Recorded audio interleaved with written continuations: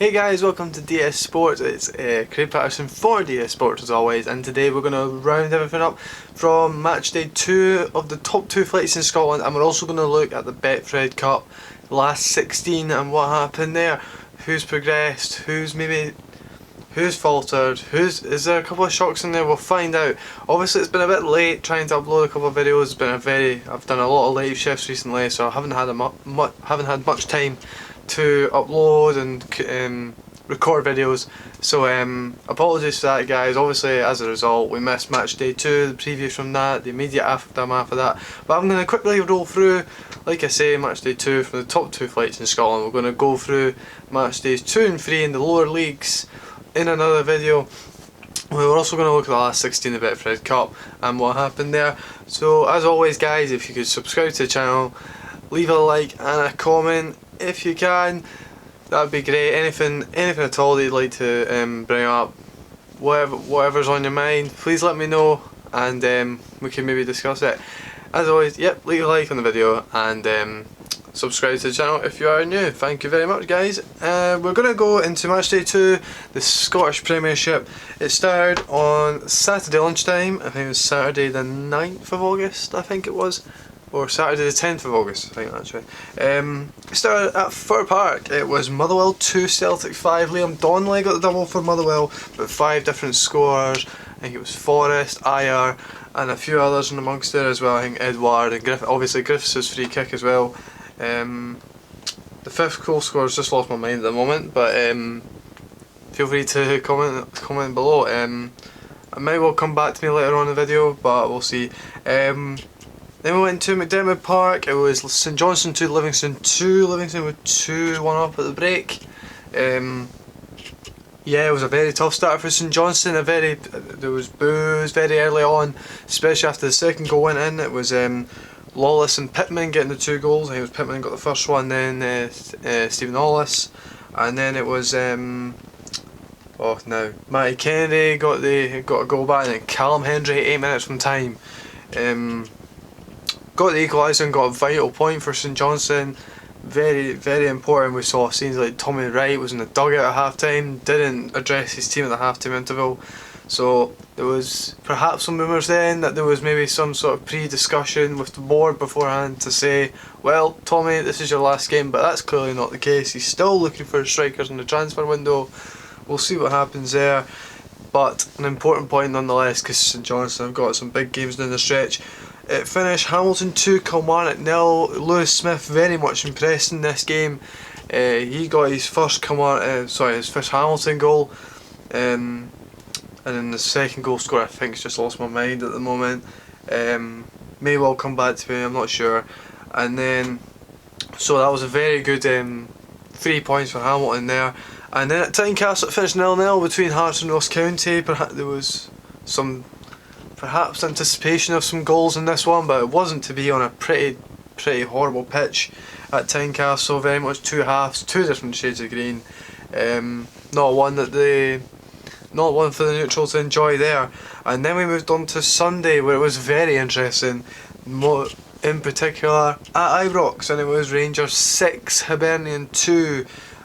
And a fairly quick fire hat trick in the first hour or so by Jermaine Defoe in amongst the goals, couple of very early goals, and there was a very good through ball from Scott Allen to set up Darryl Horgan for the Hibs goal to make it 2-1. So you thought then might have been a chance, but Sean Mackey, 2 quite needless fouls you could say, ended up getting him 2 yellows and a sending off, and then the heavens opened. It was very much Rangers from then on. Alfredo Morelos came on, got himself a couple, and then an injury time 6th goal for Shea Ojo, making it a half dozen for the Ibrox side. And then you went across into Paisley, and St Mirren got a very surprising win. We saw them play very well at Easter Road the week before, and they got a very important win. It was Durmuş, their new Turkish signing, who got the all-important goal, as they played arguably some of the best football we've seen from St Mirren recently, and they managed to turn over Aberdeen. A very good result for them, especially after Aberdeen have just came out of Europe after a pretty handsome aggregate defeat to Rijeka of Portugal not Portugal, nowhere near Croatia should I say. So yeah, a very good result for St Mirren. And Celtic are flying high still, so are Rangers, and I think everyone else is slowly in behind there, so just kind of slotted in behind the top two, and you could argue that could be how it stays for a long while. I think Celtic have got Hearts coming up. Can't remember where Rangers are going to off the top of my head, but I could be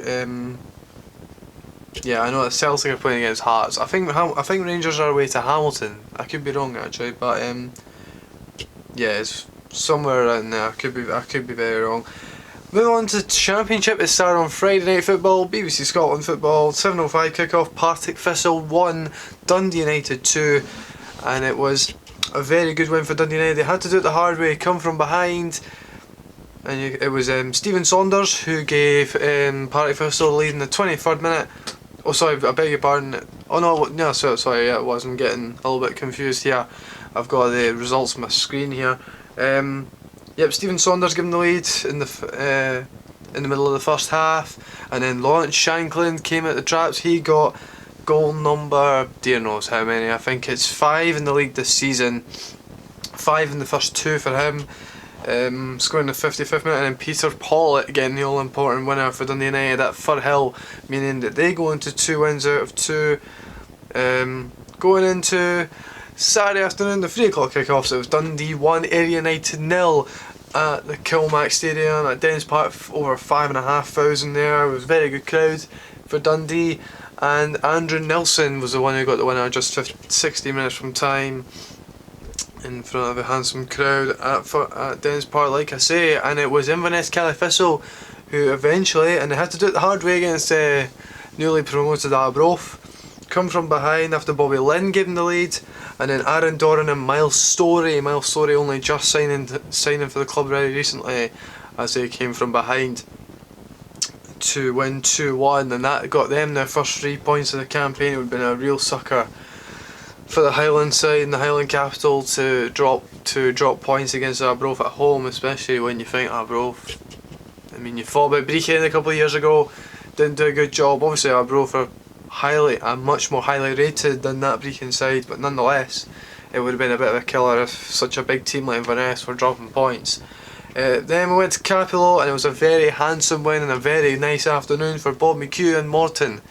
It was Morton 4, Alloa Athletic 1, Bob McHugh getting a hat-trick there, scored in the 5th, 61st and 74th minutes, with Rhys Lyon getting one in the middle of there, and Kevin Colley did equalise, but it turned out to be probably the best that they got, and Andy Graham was sent off at 3-1 just after the 3rd goal.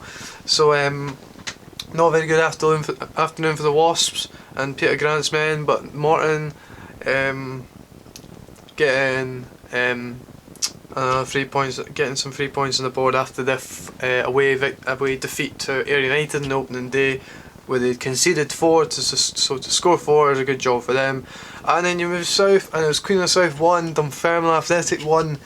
It was Kyle Turner gave Dunfermline the early lead, and then Gary Oliver equalised on the hour mark in the second half. So the points were shared there, and I'll just have a look to see where the other goals came. The ones that I've forgotten actually, just so so I can have a look. It was Okay Durmush, yeah. So 5th goals we had Ayer, Griffiths, Forrest, Edward, and Ryan Christie. Ryan Christie scored the penalty there for Celtic. Liam Donnelly scored the 2 in that one. George Oakley got the 2nd goal of the afternoon for Hamilton. I think it was a Lewis Smith shot which he just got a little touch on, or so the dubious goals committee seemed to think. And then Brian Easton actually got sent off in that game. I keep forgetting. It was a pretty horrible late challenge, and I remember it after watching the Sports Team highlights. So that was the top 2 flights in Scotland. Just a little brief summary of what happened there on match day 2, and now we go to the Betfred Cup last 16.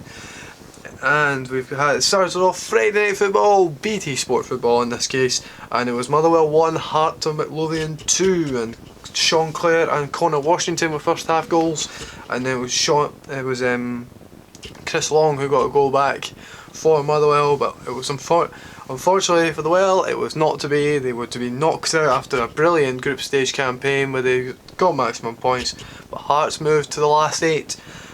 And then we went to Saturday afternoon, some very interesting games there. 3 of the 5 3 o'clock kickoffs went to extra time, including at Parkhead. Believe it or not, Celtic 2, Dunfermline 1 after extra time. Mikey Johnston gave Celtic the lead after 55 minutes. They were frustrated by Dunfermline's very good organisation. And then it was Tom Beadlin who got a fantastic equaliser, sending a lot of Dunfermline fans into jubilation 13 minutes from time, and there were 6 minutes and spot kicks from Scone in the quad treble, and where James Forrest scored in the 114th minute to give them safe passage, well, reasonably safe passage into the last 8. So a very, very good performance from Dunfermline, one which will give them a lot of confidence going forward. And yeah, you would have fancied. I think it was I can't remember what the odds were. The odds were madly stacked against Dunfermline. I think they were about 50 to 1 to win that game, and they got extra time. They nearly could have won the game in some form, but it wasn't to be for them. We then go to League 1 Forfar Athletic. It was Forfar Athletic 1, Livingston 2. Livingston put in a full strength side, and they took a while to get into the game. It sounded like Forfar impressed for the first 20-25 minutes listening on the radio. Haven't watched the highlights back, I will do at some point, obviously Forfar Athletic fan myself.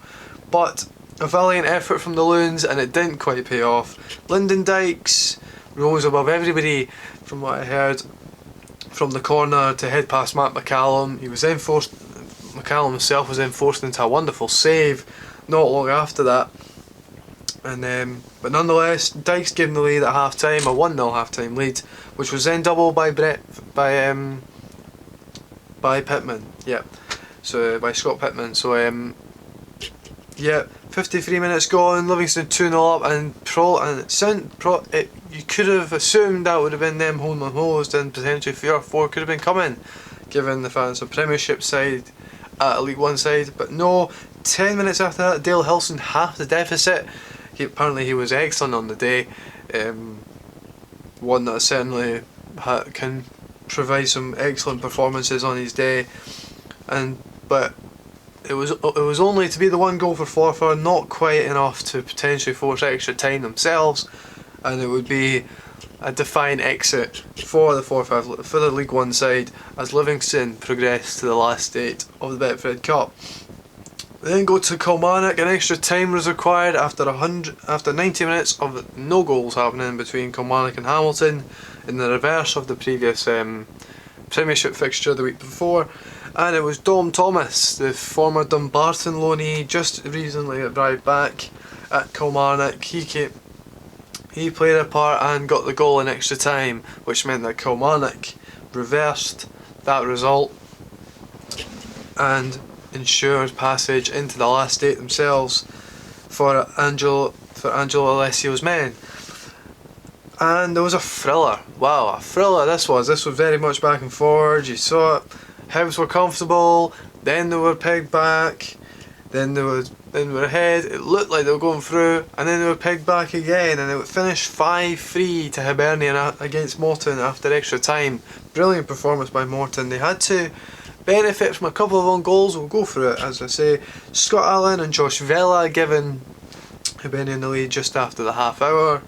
But then Bob McHugh and a Lewis Stevenson own goal meant that Morton went in level at the break before Florian Camberi scored 10 minutes after the break, and then Stephen Whittaker put one into his own net in stoppage time to meant 30 more minutes were required at Easter Road, in which Florian Camberi scored just before the end of the first half of extra time, And then Christian Doige opened up his Hibernian campaign after much criticism had been made of him recently, but he got the 5th goal and ensured Hibernian were in the last 8. They were in the pot for the last 8.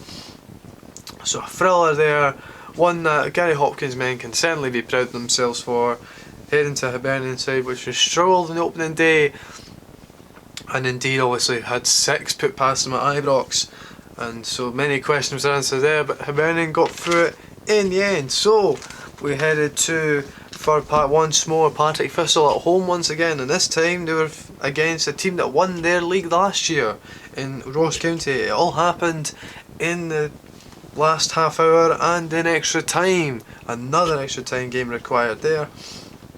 It was Blair Spittle who gave the Premiership side and the side from Dingwall the lead after the hour, but before, Kenny Miller, yes, Kenny Miller gave them the equaliser 10 minutes from the break, and extra time was needed after a 1-1 draw, after a 1-1 levelled contest after 90 minutes, and it was Penrice who gave Partick Thistle an early extra time lead in the 96th minute before Harrison Payton scored right on the stroke of half time in extra time, the 105th minute, and then Stephen Saunders got consecutive goals in as many games as he scored 6 minutes from the end to give Partick Thistle a trip to the last 8, and they would be the only non-Premiership team into the last 8, as we're about to find out. And we moved on to Sunday after that. 2 3 o'clock games. Yeah, 3 o'clock games. I think may have been 2 o'clock games, can't remember. It was Dundee 1, Aberdeen 2, and Dundee were very, very, very close themselves to getting through to the last 8 and surprising a few and producing a shot by beating Aberdeen. It was Danny Johnson who gave them the lead with a penalty 2 minutes from half time before Andrew Considine scored an injury time equaliser to mean that 30 more minutes required at Dens Park, in which Sam Cosgrove, the ever clinical Sam Cosgrove, gave Aberdeen the win, and of course safe passage as they aim to get to back-to-back finals in the League Cup after they lost out at Hampden last year. And then we moved to probably the most interesting one of all. It was East Fife, League 1 East Fife against the Old Firm side of Rangers. And Rangers, as we all kind of predicted, comfortably progressed after goals from Defoe, Hilander and Aribo. Obviously Hilander, I think, was making his first start for Rangers. He got a goal there. I think he's recently been removed from the Europa League squad ahead of Legia Warsaw. They go to the Polish capital on Thursday, with Celtic playing AIK from Sweden, I believe. On Thursday as well. Celtic are at home in that one. And yeah, it was obviously one that was brought in a lot of money for East Fife. Television money, increased ticket sales, gate sales, all that kind of jazz, but unfortunately they were overturned by the Gers and by the boys in blue. And with that, we've gone through all 8 of the Betfred Cup games, and we then went to the draw, which was made just after both of those games. Obviously we had to wait an extra half hour in Dundee. Well, it was still drawn after that. It was still drawn during extra time, and as a result we came up with this. It was Celtic drawing against Partick Thistle at Parkhead. So Celtic getting another home tie against Championship opposition at Partick Thistle. Kilmarnock against Hibernian, another interesting one that we played at Rugby Park. Hearts against Aberdeen, we recently saw them play against each other in a really, really fascinating game. They'll do it all again at Tynecastle very, very soon. And then Livingston will host Rangers at the Tony Macaroni Arena, a ground which Rangers had famously lost on. It was Dolly Menga who scored the goal for Livingston to beat Rangers. I think it was the first game they played at the Tony Macaroni Arena on that famous AstroTurf pitch, one that Rangers seem to really struggle on. But they will do it all again as well in the last 8. So with that, the last 8's been confirmed, the ties are set. I need to check off the top of my head when the ties will be getting played. They'll be getting played over the weekend of, I think it's the weekend of the 24th of September. I think they might even be midweek. I'm not too sure actually, I can double check that. Maybe highlight it somewhere around me. But yes, the last date's been set. The top 2 tiers have been caught up. We'll catch up with the lower tiers very, very soon. Until then guys, remember to like the video, remember to subscribe if you're new, leave a comment on anything that I might have missed out, anything that might have been interesting that I haven't mentioned. But yeah, until then guys, we'll get some new videos up very, very soon, get hopefully a good chain going, and we'll see you guys very soon. Hope you enjoy the videos, love the game, go out and support your local teams, love the game, love life, and we'll see you guys very, very soon.